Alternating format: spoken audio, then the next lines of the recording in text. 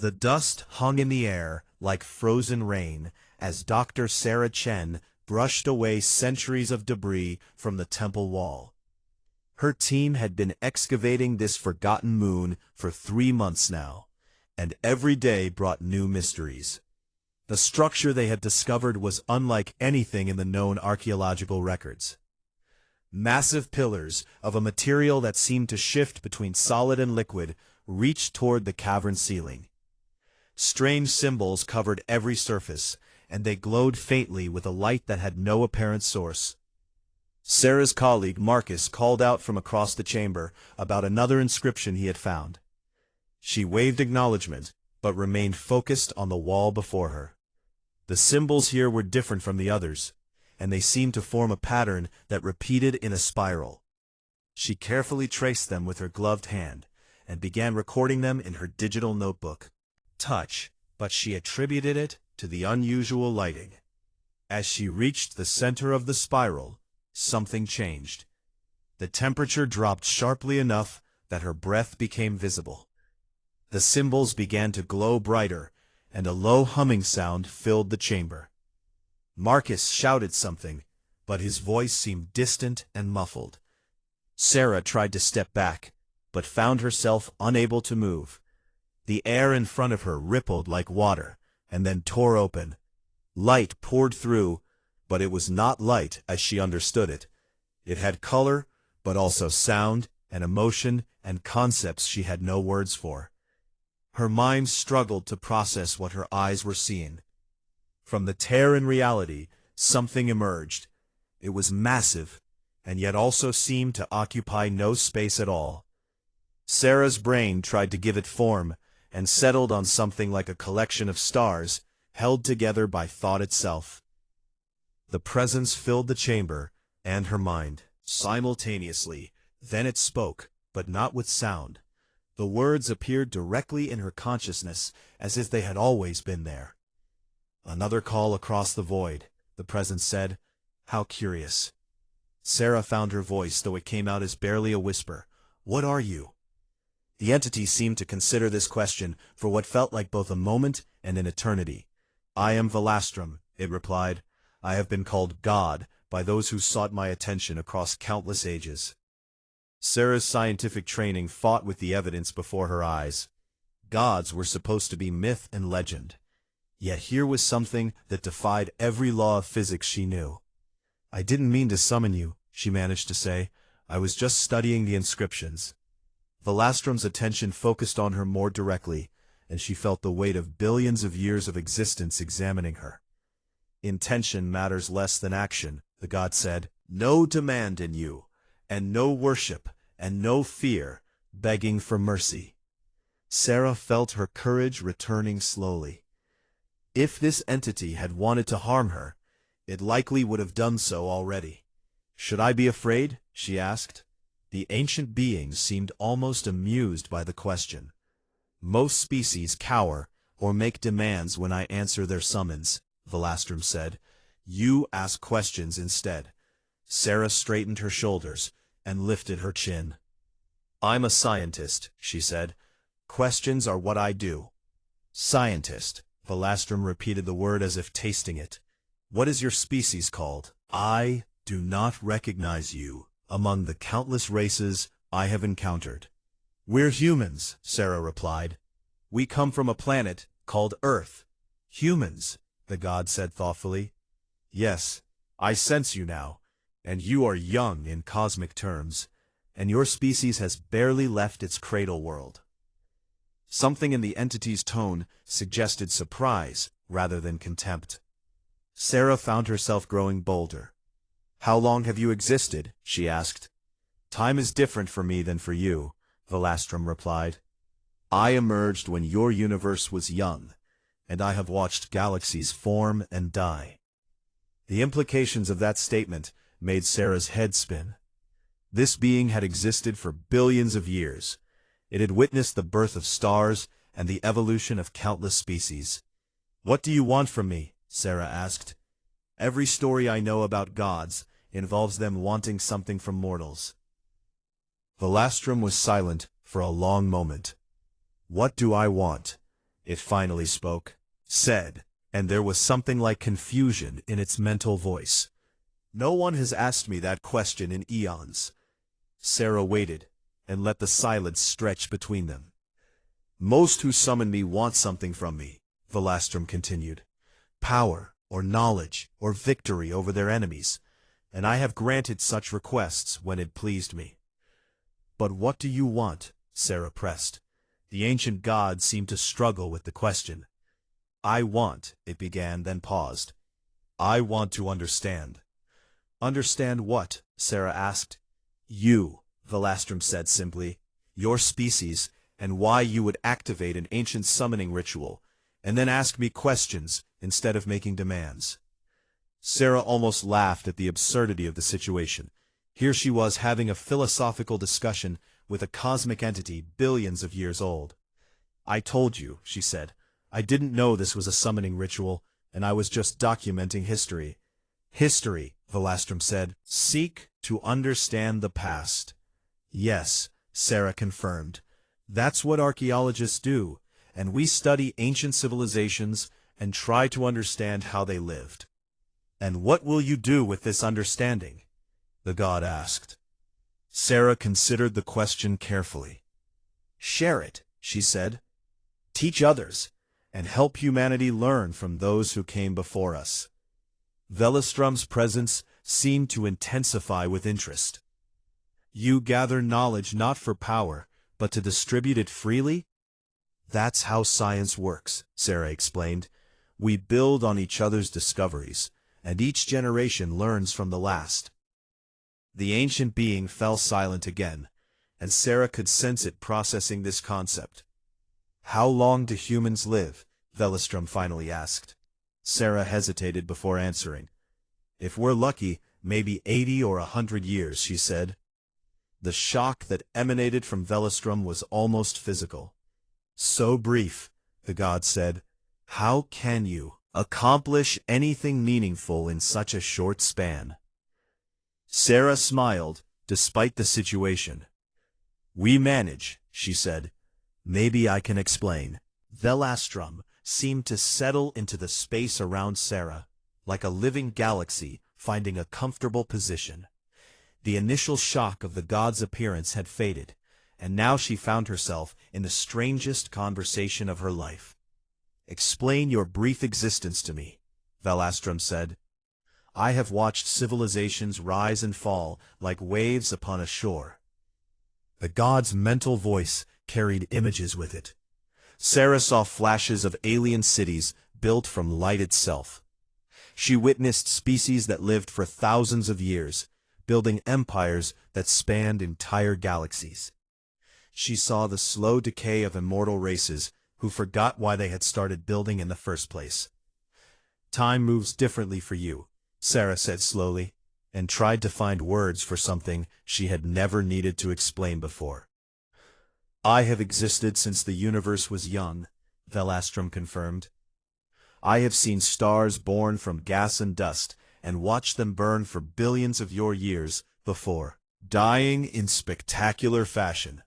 Sarah leaned against the temple wall, and ignored the frantic voices of her team in the background.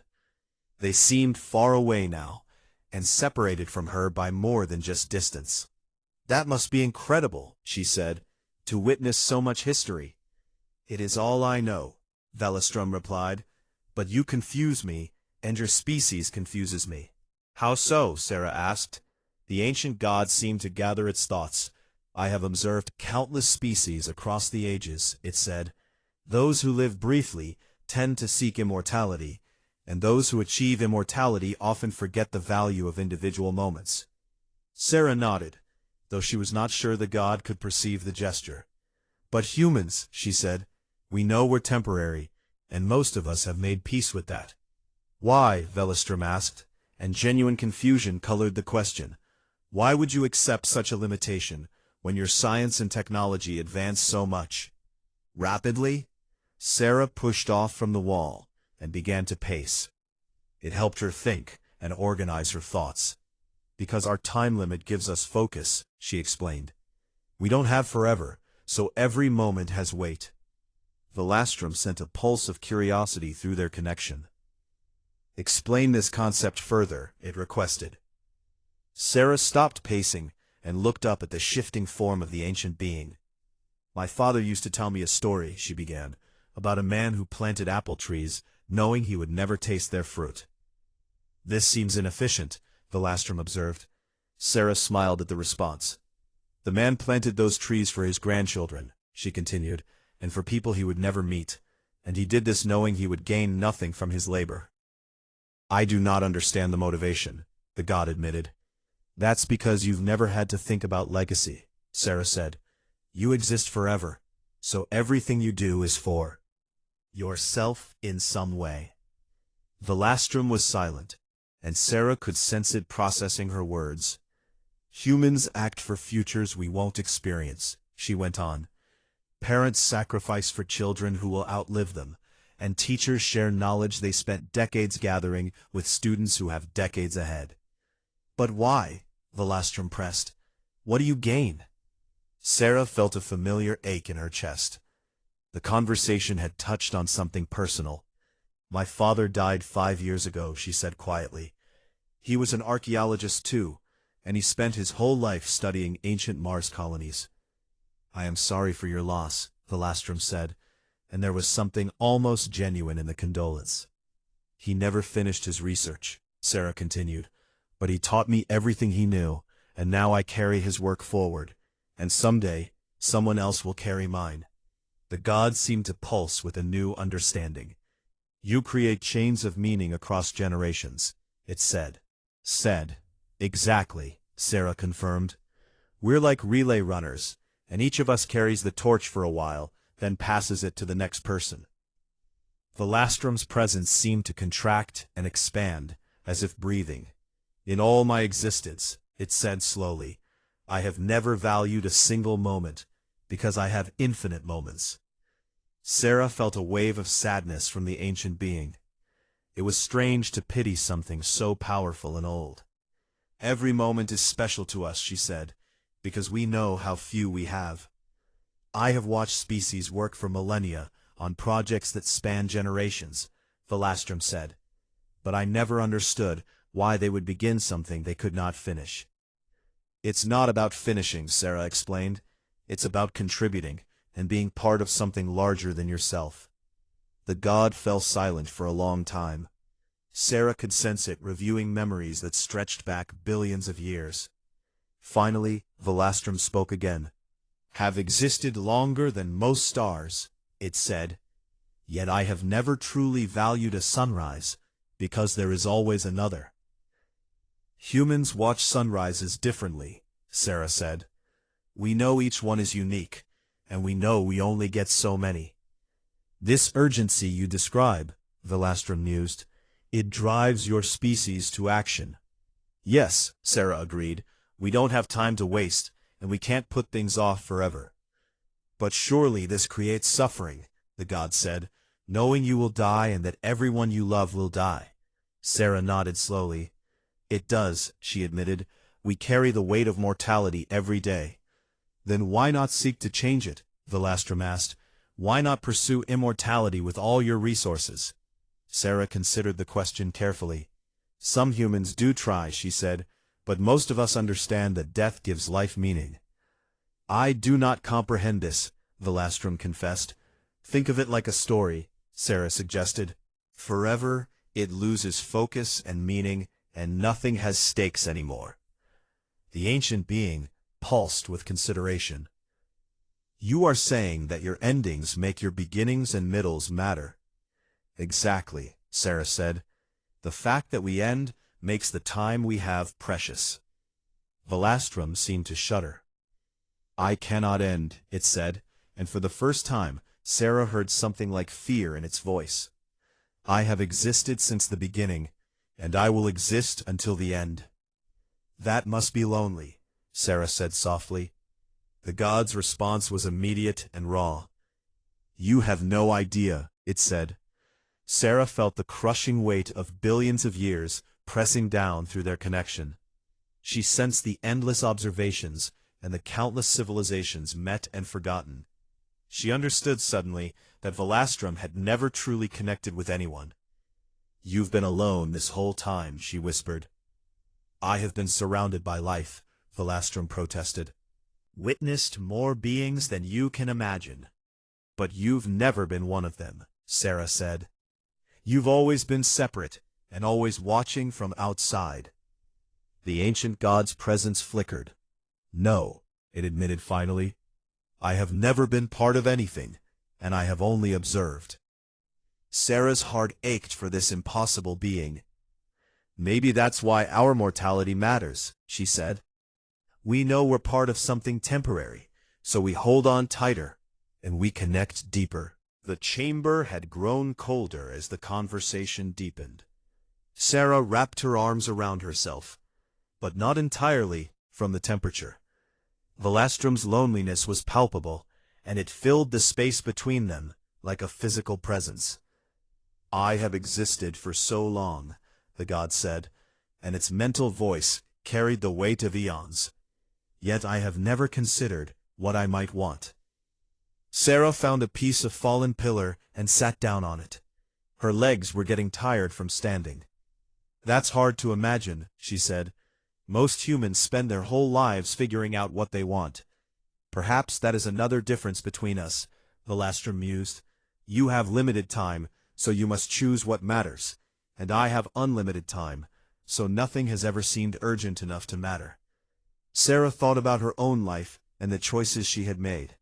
She had chosen archaeology over a more profitable career. She had chosen fieldwork over a safe desk job. Each choice had meant giving up something else. "Our time limit forces us to prioritize," she explained. "We can't do everything, so we have to decide what's important." "And how do you decide?" Velastrum asked. Sarah smiled at the memory. "When I was young, my father asked me what I wanted to be remembered for," she said. "I told him I wanted to help people understand their past." "Memory," Velastrum said thoughtfully, "another concept that seems uniquely important to mortals." "Of course it is," Sarah replied. "We die, but memories keep us alive in a way." The ancient god pulsed with curiosity. "Explain this," it requested. Sarah stood and began pacing again. "My father is gone," she said, "but I remember his laugh, and his terrible jokes, and the way he got excited about finding a single pottery shard." "These are mere echoes of what was," Velastrum observed. "They're more than that," Sarah insisted. "Those memories shape who I am, and they influence my choices, and in that way he's still here." "But he is not truly here," the god pointed out. Sarah felt tears prickling at her eyes. "No," she admitted, "and that hurts every single day." "Then why do you cherish these memories if they cause pain?" Velastrum asked. The question made Sarah stop and really think. "Because the pain means he mattered," she finally said. "If I didn't hurt, it would mean I didn't love him." Velastrum was silent for a long moment. "I have never experienced this kind of grief," it said. "Nothing I have ever observed has ended in a way that affected me personally." "That's because you've never let yourself care," Sarah said gently. The god's presence flickered with what might have been discomfort. "Caring seems dangerous," it said. "Everything ends eventually, and even I will likely cease when the universe dies its heat death." "But that's billions of years away," Sarah protested. "Perhaps," Velastrum replied. "To me it is a visible horizon." Sarah sat back down and tried to imagine living with that perspective. "You're so worried about the ending that you've forgotten to live the middle," she said. The ancient being seemed to recoil. "That is not," it began, then paused. "That is accurate." Sarah felt a surge of sympathy for this impossible creature. "What have you created?" she asked. "In all your billions of years, what have you made just because you wanted to?" Velastrum's presence dimmed slightly. "I have granted power to those who summoned me," it said. "I have shared knowledge with civilizations, and I have witnessed the creation of wonders beyond counting." "But what have you created?" Sarah pressed. The silence that followed was deafening. "Nothing," Velastrum finally admitted. "I have created nothing." Sarah let that sink in for both of them. "Why not?" she asked. "God said, Creation is temporary, and everything built eventually crumbles, and everything made eventually unmakes itself. Sarah said, "So you've spent billions of years just watching," Sarah said. "Yes," Velastrum confirmed, and there was shame in its voice. Sarah stood and approached the shimmering form of the ancient being. "That's so sad," she said simply. "Why?" Velastrum asked. "I have witnessed beauty beyond measure, and I have observed the rise and fall of empires, and the birth and death of stars." "But you've never participated," Sarah said. "You've been a ghost at the universe's feast." The god's presence flared with sudden emotion. "I am no ghost," it protested. "I have shaped the fates of entire species." "By giving them what they asked for," Sarah countered. "What did you dream about creating?" Velastrum fell silent again. Sarah could sense it sifting through memories that predated her world. It began hesitantly, "there was a time when I considered building something." "What stopped you?" Sarah asked. "Fear," Velastrum admitted, and the word seemed to cost it greatly. "Fear that it would be inadequate, or temporary, or meaningless." Sarah felt her heart break a little for this ancient, powerful being. "Everything humans create is temporary," she said, "but we create anyway." "Why?" the god asked. "Because the act of creation itself has meaning," Sarah explained.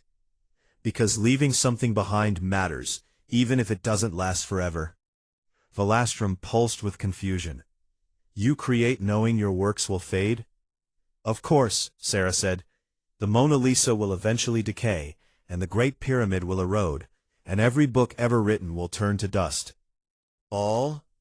Velastrum pressed. Sarah smiled through her tears. "Because someone will see the Mona Lisa and feel something," she said. "Because the pyramid inspires wonder in those who visit it, and because books change lives before they fade." "The temporary impact matters to you," the god said slowly. "Yes," Sarah confirmed. "We don't need things to last forever for them to be important." Velastrum seemed to pulse with new understanding. "You measure meaning by impact rather than duration," it said. "Exactly," Sarah said. "My father's life was short, but his impact on me is permanent." "Even though he is gone," Velastrum said. "Especially because he's gone," Sarah replied. "I carry his lessons and his love and his passion forward, and that makes his brief life infinitely valuable." The ancient being's presence grew warmer somehow. "You have given me much to consider," it said. "In all my existence, no one has challenged my perspective this way." "Because everyone who summoned you wanted something from you," Sarah said. "They saw you as a means to an end." "And you do not?" Velastrum asked. Sarah shook her head. "I see you as someone incredibly old and incredibly lonely," she said, "and maybe as someone who needs to learn what it means to really live." The god was silent for a long time. When it finally spoke, its voice was different, softer somehow, and more vulnerable. "I have watched countless beings live their lives," it said, "but I have never understood what living actually means." Sarah felt tears streaming down her face now. "Living means connecting," she said. "It means creating and loving, and yes, sometimes it means hurting." "It sounds exhausting," Velastrum observed. Sarah laughed, despite her tears. "It is," she agreed, "but it's also beautiful and worthwhile and meaningful in ways I can't fully explain." Velastrum's presence seemed to shift and change as it processed everything Sarah had shared. The ancient god no longer felt quite so alien or distant. Something had changed in the space between them. "Tell me about human achievements," Velastrum said. "You claim your brief lives hold meaning, yet how can you accomplish anything lasting?" Sarah wiped her tears away and gathered her thoughts. "We've created art that moves people to tears," she began.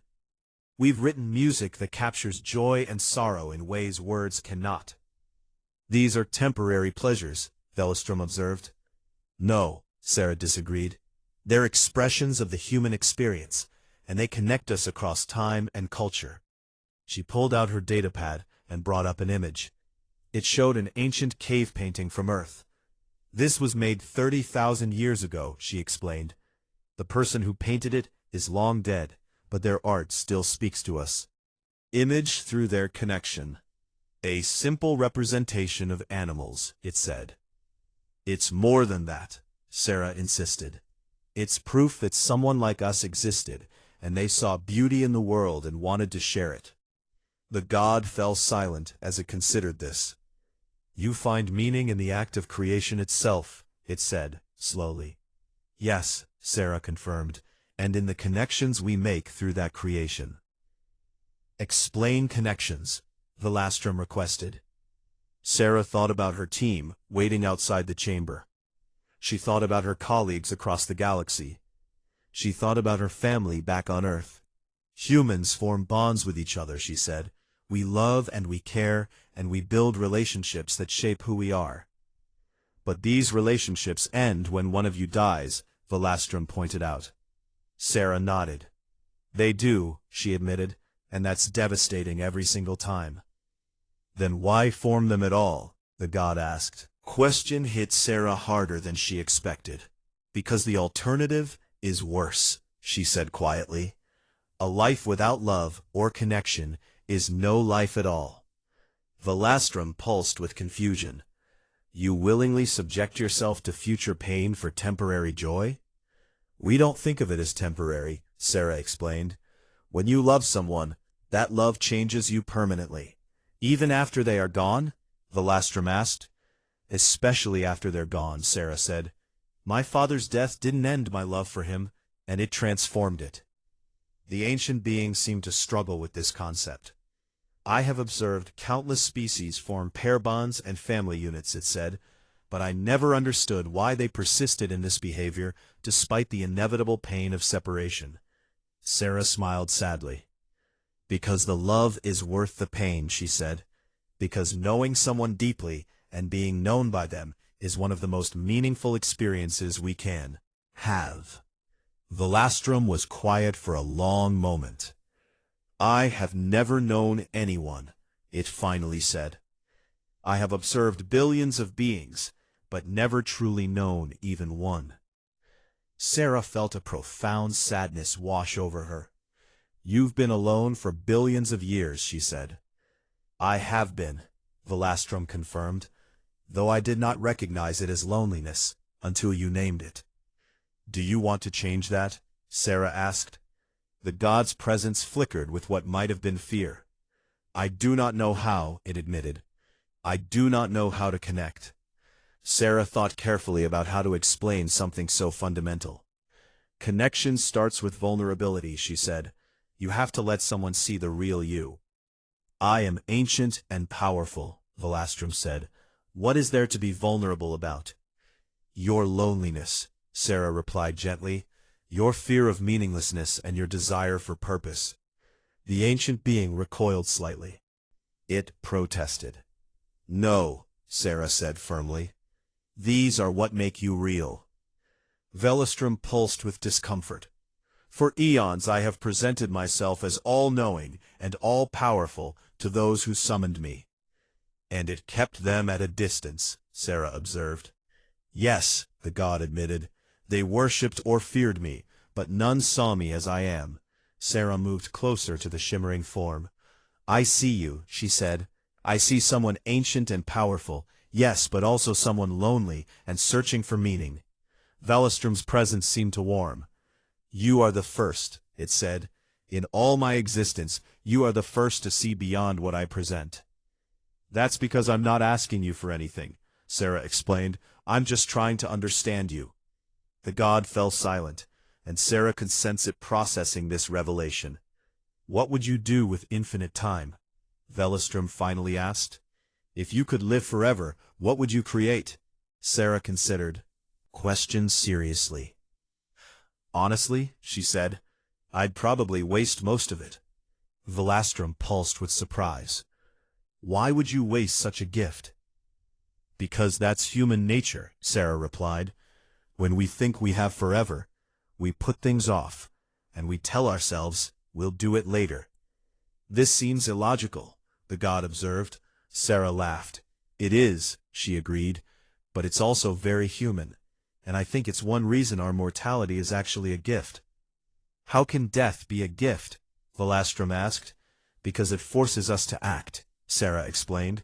We can't put our dreams off forever, and we have to choose what matters now. The ancient being seemed to pulse with understanding. Your limitation creates urgency. Exactly, Sarah confirmed. We live more fully, because we know our time is limited. Velastrum was quiet for a long moment. I have had infinite time, it said slowly, and I have accomplished nothing of my own creation. Not too late, Sarah said. The god's presence flickered with something like hope. How do I begin? It asked. Sarah smiled. Start small, she suggested. Create something just because you want to, and not because someone asked for it. What should I create? Velastrum asked. That's for you to decide, Sarah said. What do you want to bring into existence? The ancient being fell silent, and Sarah could sense it struggling with the question. I do not know, it finally admitted. I have never considered what I might want to create. Then maybe that's where you start, Sarah said. Figure out what calls to you. Velastrum pulsed with uncertainty. This is frightening, it confessed. Creation is always frightening, Sarah agreed, because you're putting a piece of yourself into the universe. And if it is inadequate? The god asked. Sarah shook her head.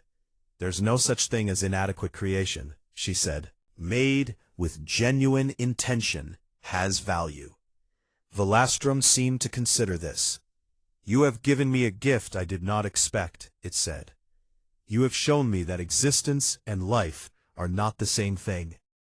Sarah felt warmth spread through her chest. You've given me something too, she said. You've reminded me why our brief lives matter so much. The ancient god's presence grew brighter.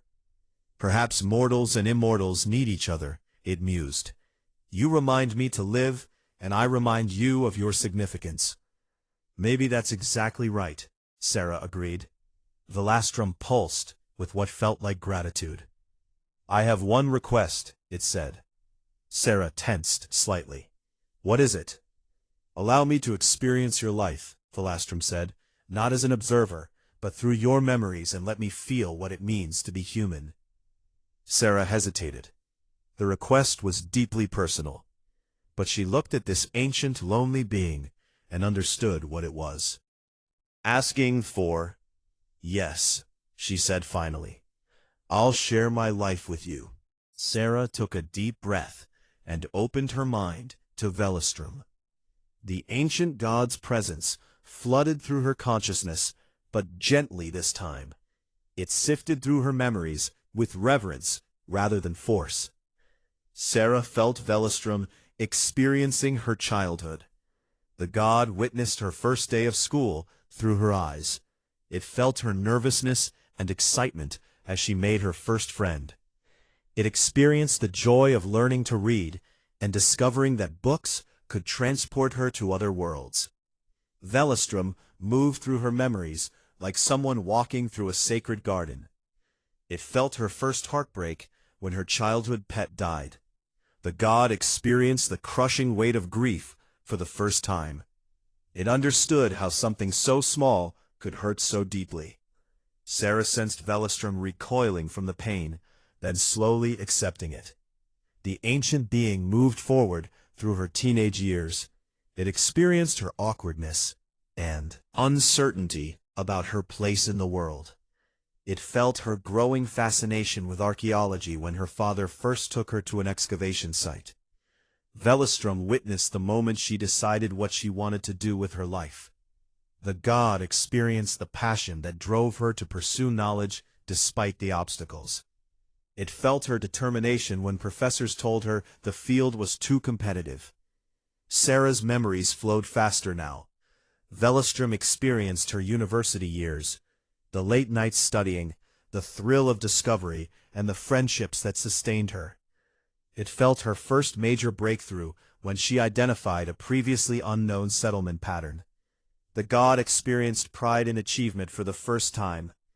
Then came the harder memories. Sarah felt Velostrom hesitate as it approached her father's illness. "You don't have to," she said aloud, but the god pressed forward. It experienced her father's diagnosis through her memories. Velostrom felt her world shatter when the doctor explained there was no cure. It witnessed the slow decline as disease stole the man who had shaped her life. It experienced sitting by a hospital bed and watching someone slip away. It felt the desperate desire to hold on, paired with the painful need to let go. Sarah's tears flowed freely as Velostrom relived those final moments. The god experienced her father's last words. "Keep digging, Sarah, and keep learning, and keep sharing what you find." Velostrom felt the weight of those words. It understood that they were both goodbye and permission to move forward. The ancient being experienced grief in its rawest form. It felt the emptiness that followed loss. It understood the way absence could be more powerful than presence. Sarah sensed Velostrom struggling with the intensity of the emotion. "I had no idea." In her mind, "Now you know," Sarah replied. Velostrom moved through her memories of the years after her father's death. It experienced her throwing herself into work to avoid the pain. It felt the slow realization that running from grief only prolonged it. The god witnessed her learning to carry her loss rather than be crushed by it. It experienced the bittersweet moments when she would find something exciting and instinctively want to call her father. Velostrom felt the ache of reaching for someone who was no longer there. But it also experienced something else. The ancient being felt how Sarah's father lived on through her. His teachings guided her decisions. His passion fueled her work. His love shaped her interactions with her students. "He is gone but not lost," Velostrom said with wonder. "Yes," Sarah confirmed. The god moved through more recent memories. It experienced the thrill of discovering the temple on this forgotten moon. It felt her excitement at documenting something new. Velostrom experienced the moment she touched the symbols and activated the summoning. It felt her fear transform into curiosity. The ancient being witnessed their entire conversation from her perspective. It saw itself through human eyes for the first time.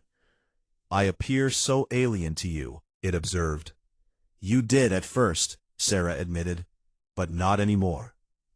Velostrom withdrew slowly from her memories.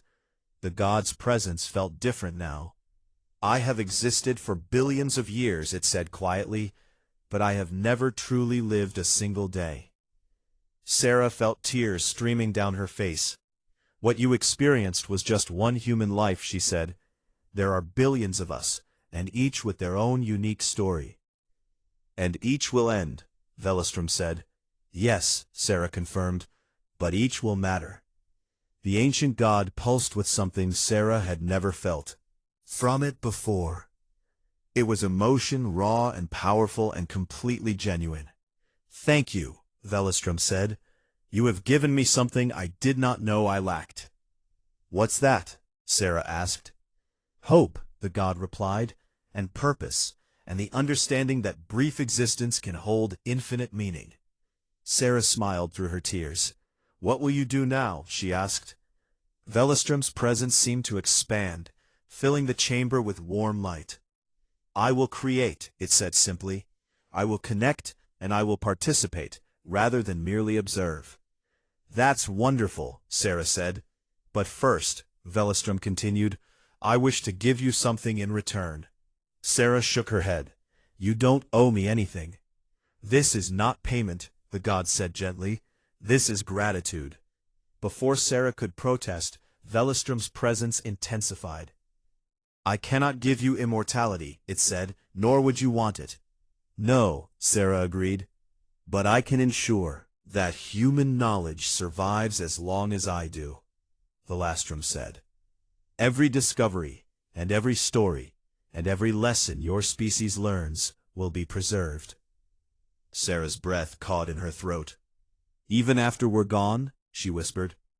"Especially after you are gone," the god confirmed.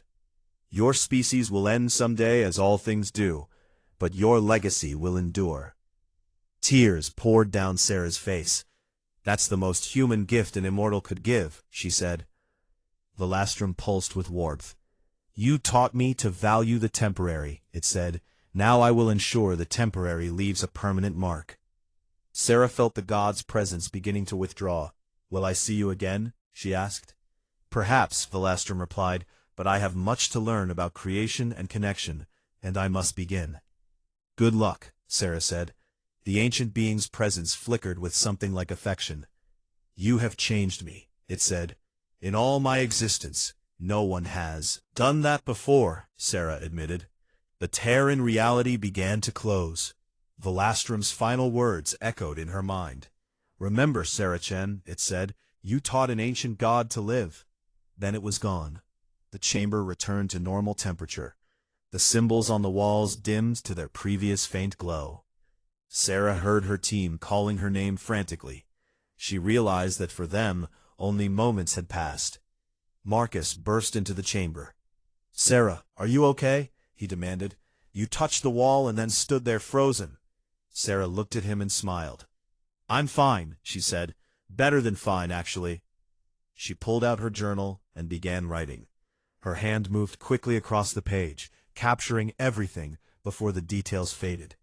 Today I taught a god to be mortal, she wrote, and learned that our briefness is our strength. Wall. P. Somewhere out in the vast universe, an ancient being was creating something for the first time. P. It was learning to connect and to care and to live rather than merely exist. P. Sarah smiled and returned to her writing. P. She had work to do, knowledge to preserve, and discoveries to share, and students to inspire. Her time was limited, but that made every moment precious. P. That made everything she did matter. And somewhere beyond the stars, Velastrum was learning the same lesson. P. The ancient god had begun its first act of creation, a monument to the brief, brilliant species that had taught it what it meant to truly live. P. Sarah closed her journal and stood. P. She had a universe to explore and only a lifetime to do it. That was exactly enough time.